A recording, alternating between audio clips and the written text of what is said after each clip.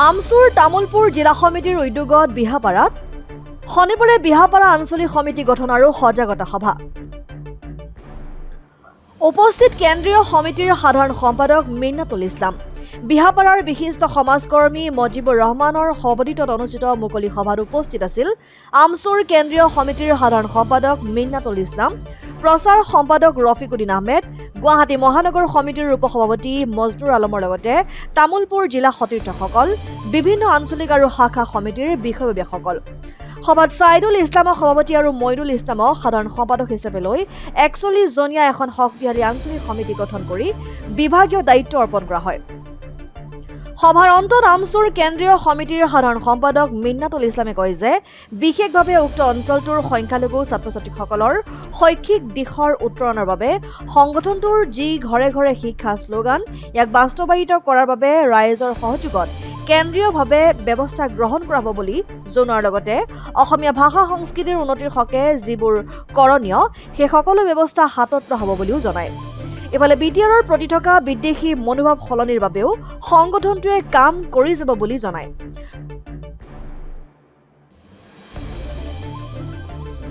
আমচু তামুলপুৰ জিলা আমচুৰ অন্তৰ্গত বিহাপাৰা আঞ্চলিক গঠনাৰ্থে আজি এখন মুকলি সভা হয় আৰু এই মুকলি সভাত আমচুৰ কেন্দ্ৰীয় সমিতিৰ দুজনকৈ নেতা ইয়াত উপস্থিত থাকি আৰু ৰাইজৰ লগত স্থানীয় ৰাইজৰ সমস্তৰ যিখিনি সমস্যাৰ এই সমস্যা বুজ লৈ পেলাই কেনেকৈ কেন্দ্ৰীয়ভাৱে এই সমস্যা সমাধান কৰিব পাৰে আজি আমাৰ এইটো মূল লক্ষ্য হয়।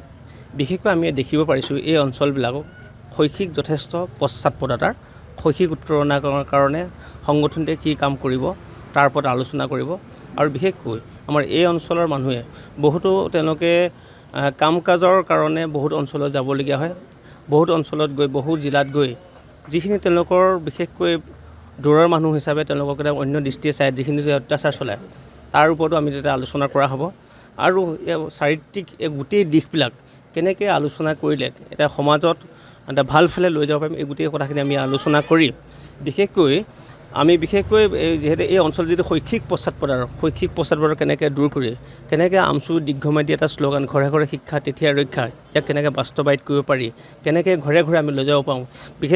বিশেষকৈ এইখন অসমৰ প্ৰত্যেক বিটিআৰ অঞ্চলটো বিশেষকৈ বেলেগ দৃষ্টি আছে। আমি এইখন বিটিআৰ পৰা এখন একত্ৰিত অসম বুলি ভাবি অসমৰ ক্ষেত্ৰত বিটিআৰ অঞ্চলৰ মানুহৰ যিখিনি কৰণীয় আছে আৰু বিটিআৰ অঞ্চলৰ মানুহৰ প্ৰতি যিটো এটা ভুল ধাৰণা কিছু মানুহে লৈছে তাকে শেষ কৰিব সমস্ত এই কথাখিনি এটা আলোচনাৰ হ'ব।